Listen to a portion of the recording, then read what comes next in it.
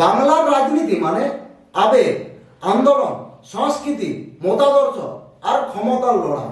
এখানে রাজনীতি শুধু ভোটের লড়াই নয়, এটা পরিচয়, ইতিহাস আর ভবিষ্যতের প্রশ্ন।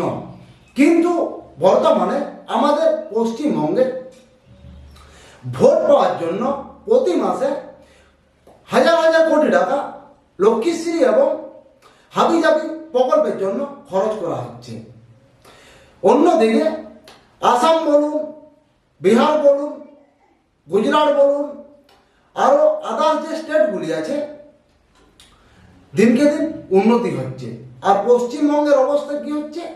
নিচু স্তরে নামছে। এখানে প্রশ্ন একটাই, বর্তমানে আমাদের পশ্চিমবঙ্গে রাজনীতির আসল সত্য কি? কারা নিয়ন্ত্রণ করে, কারা লাভবান হয়, আর সাধারণ মানুষ কোথায় গিয়ে দাঁড়ায়? তো বন্ধুরা, এই বিষয়ে আমরা আলোচনা করবো আজকের ভিডিওতে। তার আগে বলি, নমস্কার, আমি মানু, আপনাদেরকে অনেক অনেক স্বাগত, শুভেচ্ছা আর ভালোবাসা জানাচ্ছি আমাদের এই ছোট্ট ইউটিউব চ্যানেল মানু পাত্র হতে। বাংলার রাজনীতি বোঝার জন্য আমাদের ফিরে যেতে হবে ইতিহাসে। যেমন ব্রিটিশ শাসনের সময় থেকে বাংলার রাজনৈতিক চেতনার জন্ম, স্বাধীনতা আন্দোলনের বড় অংশই বাংলার মাটি থেকে উঠে এসেছে। স্বাধীনতার পর কংগ্রেস দীর্ঘদিন ক্ষমতায় ছিল, কিন্তু ধীরে ধীরে জমতে থাকে অসন্তুষ্ট। দীর্ঘ 34 বছর ধরে ব্রাহ্মণ শাসন করে ভূমি সংস্কার, পঞ্চায়েত শক্তিশালী করা, এগুলো ছিল তাদের বড় সাফল্য। কিন্তু সময়ের সাথে সাথে প্রশাসনিক জড়তা, শিল্পহীনতা আর দুর্নীতির অভিযোগ বাড়তে থাকে। কিন্তু 2011 সালে পরিবর্তনের স্লোগান নিয়ে ক্ষমতায় আসে নতুন নেতৃত্ব, মানে তৃণমূল কংগ্রেস। মমতা ব্যানার্জি প্রথম যখন পার্টিতে আসে, তিনি ব্রাহ্মণদের সঙ্গে যুক্ত ছিল, সেটা আমরা সকলেই জানি। কিন্তু তারপর মমতা ব্যানার্জি নিজস্ব দল একটি গঠন করলো, নাম দিল তৃণমূল কংগ্রেস। তিনি প্রচুর লড়াই করার পর মানুষ 2011 সালে মমতাকে ক্ষমতায় আনেন এবং মুখ্যমন্ত্রী আসনে নেতৃত্ব দেন। যখন মমতা ব্যানার্জি মুখ্যমন্ত্রী পদে গ্রহণ করে, তিনি অনেক রকম কথা বলেছিলেন আমাদের পশ্চিমবঙ্গের শিল্প নিয়ে, উন্নয়ন নিয়ে, চাকরি বাকরি নিয়ে। 2011 থেকে 2026, বুঝতে পারছেন, দীর্ঘ 15 বছর শাসনের পরও আমাদের পশ্চিমবঙ্গে কোনো উন্নতি কিন্তু সেরকম দেখিনি। হ্যাঁ, তিনি উন্নতির বদলে কি করছে? এই লক্ষ্মীশ্রী, কন্যাশ্রী, এই নতুন প্রকল্প যেমন বেকার ভাতা, এইসব দিতে দিতে কিন্তু প্রতি মাসে হাজার হাজার কোটি টাকা খরচা করছে। তিনি এই বিষয়ে একটু কোনো চিন্তা করেননি যে এই টাকাটা যদি আমাদের পশ্চিমবঙ্গে শিল্পর দিক থেকে উন্নয়নে লাগায়, কতটা উন্নতি হবে, কত কত বেকার ছেলে মেয়ে কাজ পাবে, এবং শিক্ষার দিকে যদি এই টাকাটা কাজে লাগায়, কত কত ছেলে যারা বাইরে যায় পড়াশোনা করার জন্য, তারা কম খরচে আমাদের ওয়েস্ট বেঙ্গলে পড়াশুনো করতে পারবে। কিন্তু সেই সব নেই। কিন্তু প্রশ্ন থেকে যায়, পরিবর্তন কতটা বাস্তব হলো? বাস্তব তো আমাদের চোখের সামনে আমরা দেখতে পাচ্ছি। বাংলার রাজনীতি মূলত 3 শক্তির লড়াইয়ে দাঁড়িয়ে আছে: আঞ্চলিক শক্তি, জাতীয় দল, বামপন্থী মতাদর্শ। কিন্তু বাস্তবে কি আদর্শই মুখ্য, নাকি ভোট ব্যাংক, ধর্ম, জাতপাতার টাকার খেলা? বুঝতে পারছেন? বর্তমানে যে রাজনীতি চলছে, জাতপাত নিয়ে তো এনি টাইম সোশ্যাল মিডিয়ায় সমালোচনা দেখতেই পাচ্ছি, আর টাকার তো অঙ্ক আমরা দেখতেই পাচ্ছি। যুবসাথী শুরু হওয়ার কথা ছিল আগস্ট থেকে, কিন্তু ভোটের আগে তড়িঘড়ি করে শুরু করে দিল।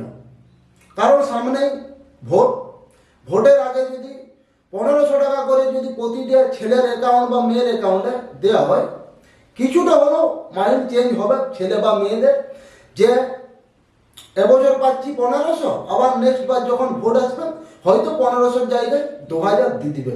কিন্তু বর্তমানে আমাদের ভবিষ্যৎ কোথায় দাঁড়িয়েছে সেই বিষয়ে কিন্তু কোনো মা বাবা বা ফ্যামিলি বলুন চিন্তা ভাবনা করেনি।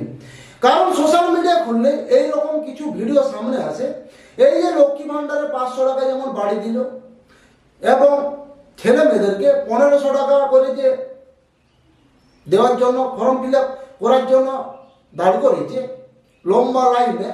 এই গরমে যখন এসআইআর ফর্ম ফিল আপের জন্য লাইনে দাঁড়াচ্ছিল, তখন কিন্তু আমাদের মাননীয় অনেক রকম কথা বলেছিল যে এসআইআর ফর্ম ফিল আপের জন্য লম্বা লাইনে দাঁড় করে দিচ্ছে। কিন্তু প্রশ্ন থেকে যায় একটাই আমাদের প্রতিটা ছেলে মেয়েদের মনে, এই যে বেকার ভাতার প্রকল্পের জন্য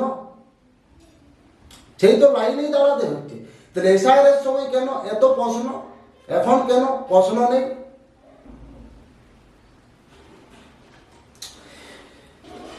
ভোট ব্যাংকের সব থেকে বড় যেটা রাজনীতি, সংখ্যালঘু ভোট, গ্রামীণ ভোট, নারী ভোট, যুব ভোট। 2021 সালে যখন মমতা বন্দ্যোপাধ্যায় আবার মুখ্যমন্ত্রী পদে যখন আসেন, যে পরিমাণ সংখ্যালঘু ভোট তৃণমূলকে ভোট দিয়েছিল, বর্তমানে মানে এই 2026-এ আমরা যেটা দেখতে পাচ্ছি অনেকেই সংখ্যালঘু ভোট দিনকে দিন বিভক্ত হয়ে যাচ্ছে, মানে ভাগ হয়ে যাচ্ছে। যারা 3 বছর আগে তৃণমূল দলটাকে সাপোর্ট করতো, তারাই এখন তৃণমূলের বদনাম করছে। নিশ্চয়ই তারা কিছু বুঝতে পারছে, এই কারণে হয়তো তারা এই বিষয়ে বদনাম করছে। অনেকেই বড় বড় মুসলিম নেতা তৃণমূল ছেড়ে বিজেপিতে যোগদান করছে, আরো অনেকে আবার সিপিএমও যোগদান করছে। মানে এরকম অনেক নেতাকে দেখতে পাচ্ছি। অনেকে আবার বামফ্রন্টের নেতা তৃণমূলে জয়েন করছে।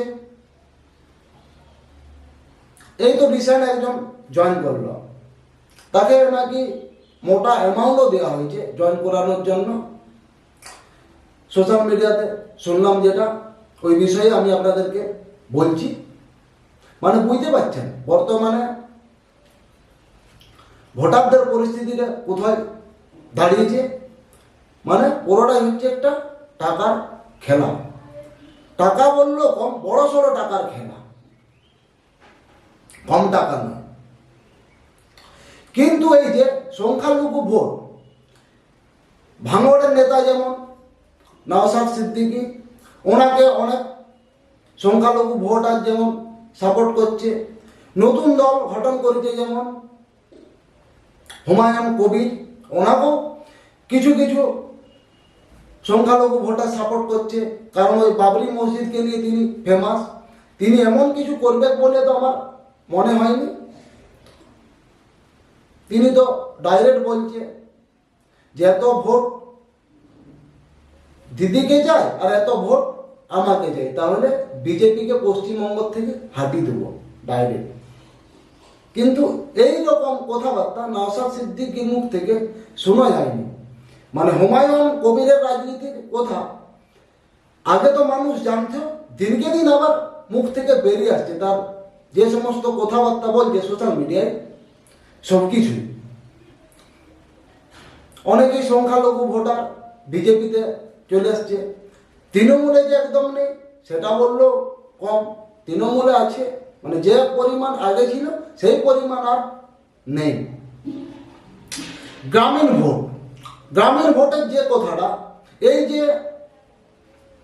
লক্ষ্মী ভাণ্ডারের হাজারের জায়গায় 500 বাড়ি দিল, অনেকেই বেকার ছেলে মেয়ে আছে, গ্রাম বলুন শহরে বলুন, আমি গ্রামের কথাটা বলছি, 1500 টাকা করে দেওয়ার কথা বলেছে।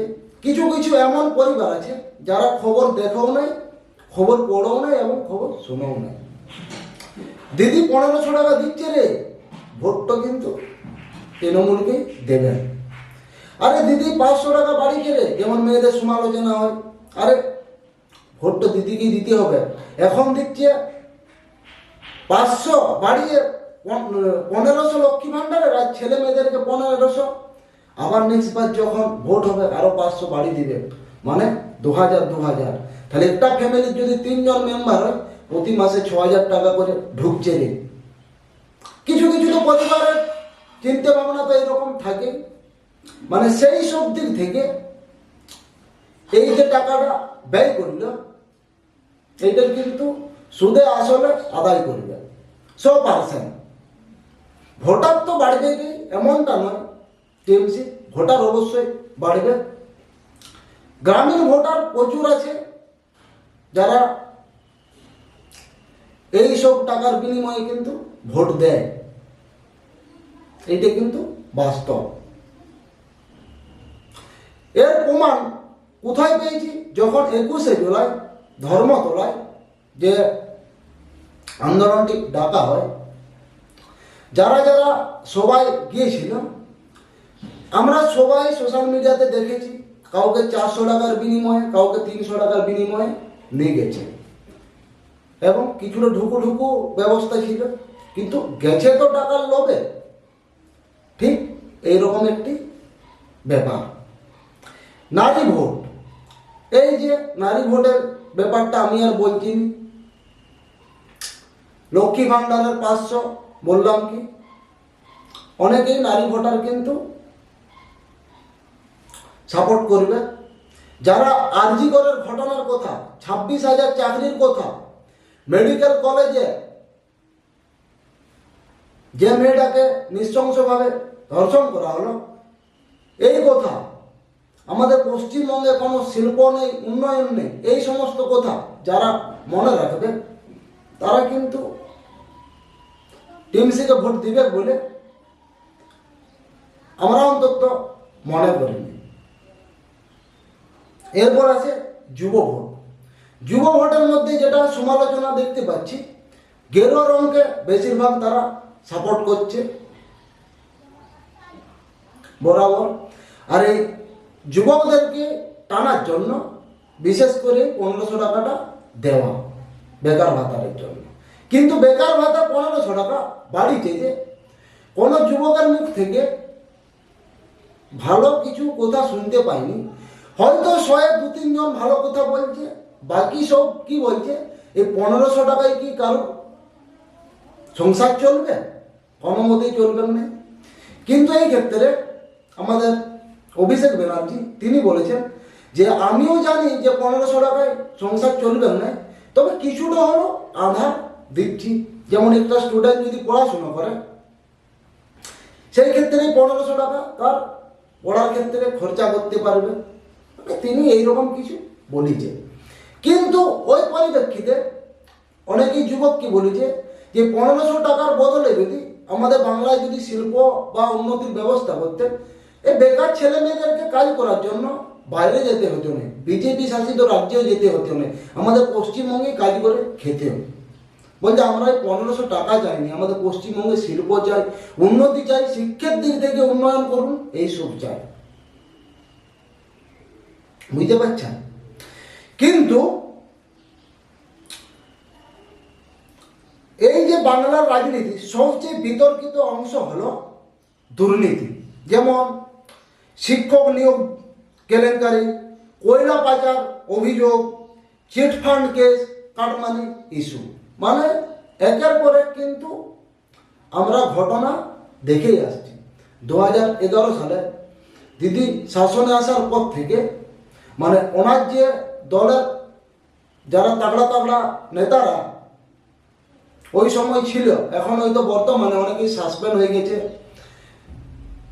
অনেকে জেলে গেছে, জেলে যাওয়ার পর দিদি ওই সমস্ত নেতাকে তাদের দলে নেয়নি, দলের সঙ্গে যুক্ত আছে, হয়তো কোনো জায়গাতে সিট দেওয়ার জন্য টিকিট দেয়নি, মানে সাথে পাঁচে কারণে দিদির বদনাম। দিদি যদি ওই সমস্ত নেতাদের উপর কড়া যদি পদক্ষেপ নিতে, দিদিকে কিন্তু ফুল মানুষ সাপোর্ট করতে হবে এবং ভালোবাসতে হবে। প্রশ্ন হলো, দুর্নীতি কি নতুন নাকি শুধু মুখ বদলেছে? মুখ তো অবশ্যই বদলেছে, কারণ এই যে 2026-এর যে ভোটটি হবে, তৃণমূলের তরফ থেকে অনেকেই নতুন নতুন মুখ আপনারা দেখতে পাবেন, অনেক জায়গায় দাঁড়াবে। এই বিষয়ে আমি একটি ফুল ভিডিও আপনাদেরকে দেব, কোন কোন জায়গাতে কোন কোন নেতা বা নেত্রীকে তৃণমূল টিকিট দিয়েছে এবং দাঁড় করাবে এবং কত % জিতের চান্স আছে, স্পেশাল ভিডিও আমি আপনাদেরকে দেব। সাধারণ মানুষ যখন চাকরি খুঁজছে, তখন রাজনৈতিক প্রভাব আর টাকার অভিযোগ সামনে আসে। এটাই কি বাংলা বাস্তবতা? আপনারাই বলুন কমেন্টের মাধ্যমে। বাংলা এক সময় ছিল শিল্পে এগিয়ে, কলকারখানা, বন্দর, বাণিজ্য সবই ছিল, কিন্তু বর্তমানে একের পর কিন্তু পালিয়ে যাচ্ছে। যখন থেকে টাটা আমাদের পশ্চিমবঙ্গে আসতে দিল না, তারপর থেকে একের পর এক কলকারখানা বন্ধ হয়ে যাচ্ছে, হয়তো পালিয়ে যাচ্ছে। কারণ আমার বা আপনাদের যদি টাকা থাকে, পশ্চিমবঙ্গে যদি শিল্প যদি খুলতে কি দিবে? এতটা কি সহজ? আপনাদের কি মনে হয়? পিছনে লাগার লোক অনেক, উদ্বোধন থেকে শুরু করে মানে একের পর এক আপনাকে টাকা ঠিক গুনতেই হবে। লাস্টে তো একটা মোটা সোটা তো আবার ট্যাক্স তো আছেই, মানে নানা দিক থেকেই আপনি দেখবেন লাভের তুলনায় লোকসান বেশি। যখন হিসাব করবেন 7-5 দেখে কোনো কোম্পানি আর আমাদের পশ্চিমবঙ্গে ইনভেস্ট করতে চাইছে নি, তাহলে শিল্পটা আসবে কোথায়? যে কটা ছিল বেশিরভাগ বন্ধ হয়ে পালিয়েছে। তাহলে মানুষ কাজ বাজ করার জন্য বাইরে তো যেতেই হবে, কারণ পেট তো আর কোনো কথা শুনবেন না। 3 মুঠো খাবের জন্যই টাকা যায়, টাকা পাওয়ার জন্য খাটতে হবে, আর যেখানে বেশি টাকা মানুষ সেখানেই যাবে। আর আমাদের ওয়েস্ট বেঙ্গলে নর্মাল দোকানে যারা কাজ করে মান্থলি খুব বেশি স্যালারি পায়নি, হয়তো কেউ 7,000, হয়তো কেউ 8,000, হয়তো কেউ 10,000। 7,000 8,000 টাকায় কি আর কারো সংসার চলবে বর্তমানে যা জিনিসের দাম? এই কারণে একের পরে মানুষ বাইরে পালিয়ে যাচ্ছে। অনেক শিক্ষিত ছেলে মেয়ে বাইরে গিয়ে চাকরি করছে বড় বড় কোম্পানিতে, কি না আমাদের ওয়েস্ট বেঙ্গলে সেরকম চাকরিও নেই, আর তাদেরকে পেমেন্ট দিয়ে পৌঁছাতে পারবেন না। কারণ একটা ছেলে বা মেয়ে বলুন, তাদেরও অনেক কিছু স্বপ্ন থাকে, সেই স্বপ্নটাকে পূর্ণ করার জন্য অনেকে পরিস্থিতির চাপে পালিয়ে যায়, মানে অনেক রকম কারণ থাকে। কিন্তু আজ বড় শিল্প কমেছে, আইটি সেক্টর সীমিত, বহু যুবক ভিন রাজ্যে পাড়ি দিচ্ছে। রাজনীতি কি উন্নয়নমুখী নাকি শুধু ঘোষণামুখী? আজকের রাজনীতি শুধু মাঠে হয় না, হয় সোশ্যাল মিডিয়ায়। এই যে সমস্ত খবর আমরা কোথার থেকে পাচ্ছি? Social media. সে আপনারা গুগল বলুন, আর ইউটিউব বলুন, ইনস্টাগ্রাম বলুন এবং ফেসবুক বলুন, খুললে অনবরত এইসব খবর আমাদের চোখের সামনে জলজল করে ভাসে।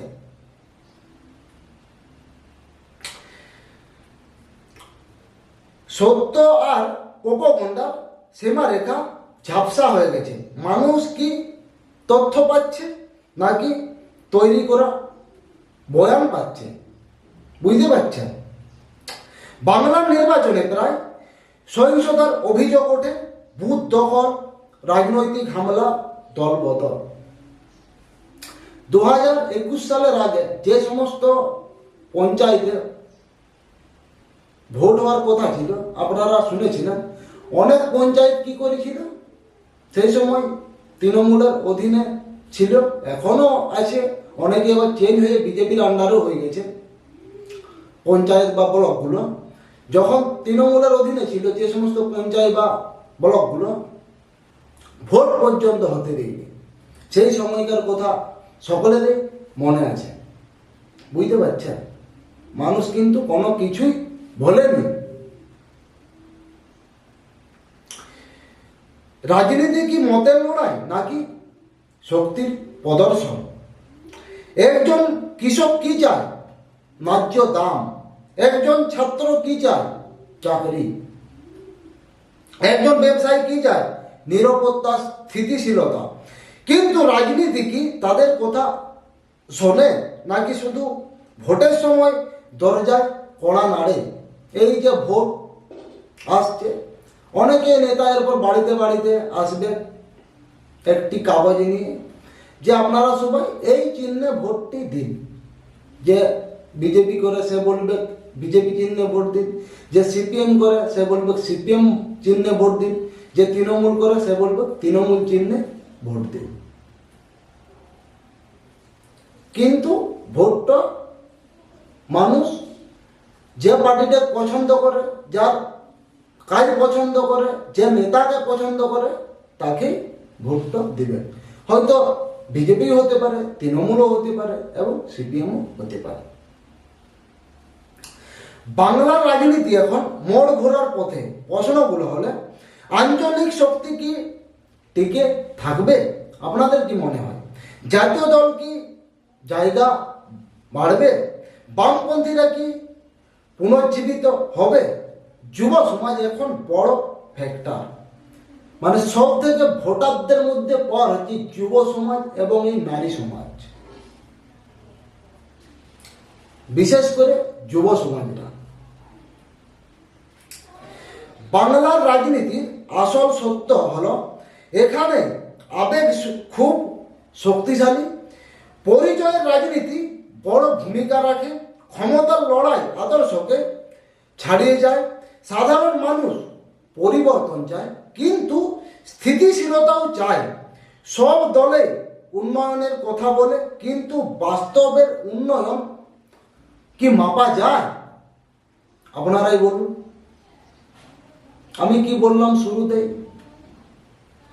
যখন কোনো নেতা মন্ত্রিত্ব আসনে বসে অনেক রকম কথা বলে, কিন্তু যত দিন যায় কাজের কাজ তিনি সেরকম কিন্তু দেখাতে পারেননি। এটাই হচ্ছে বর্তমানে বাস্তব আমাদের পশ্চিমবঙ্গের রাজনীতি। কর্মসংস্থান দিয়ে, শিক্ষা দিয়ে, স্বাস্থ্য পরিষেবা দিয়ে, শিল্প দিয়ে রাজনীতি কিন্তু শুরুপাত করে, যে আমি যখন ক্ষমতায় আসব আমি এইসব বিষয়ে আপনাদেরকে কোথাও যেতে হবে না, সব কিছুই আপনারা এই ওয়েস্ট বেঙ্গলের মধ্যে পেয়ে যাবে। কিন্তু যখন তিনি আসনে আসে সেরকম তো আমরা কোনো কিছু দেখতে পাইনি। পাইছি কি? আপনারাই বলুন, পাইনি। বিনিময়ে কি হচ্ছে?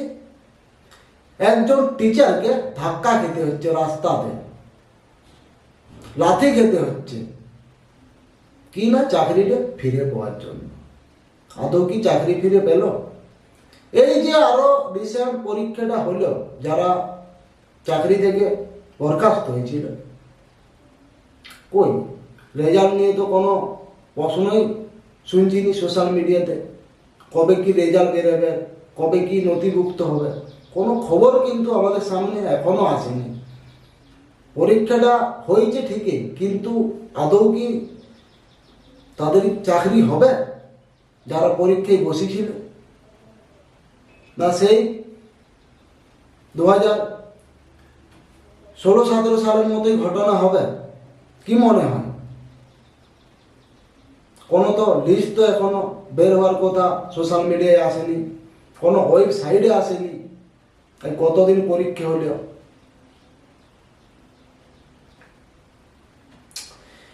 বাংলার রাজনীতি ভালো না খারাপ এটা একপাক্ষিক নয়, এটা এক চলমান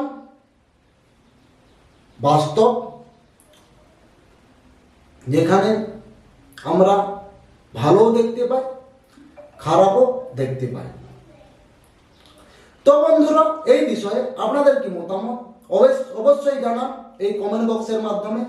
আর এই চ্যানেলে আপনারা যদি নতুন ভিজিট করে থাকেন অবশ্যই চ্যানেলটিকে সাবস্ক্রাইব করুন এবং পাশে থাকা বেল আইকনটি অল প্রেস করুন। আবার দেখা হচ্ছে নতুন কোনো ভিডিওতে নতুন কোনো টপিক নিয়ে। ততক্ষণ আপনারা সবাই ভালো থাকুন, সুস্থ থাকুন, নিজের ফ্যামিলির প্রতি খেয়াল রাখুন। নমস্কার।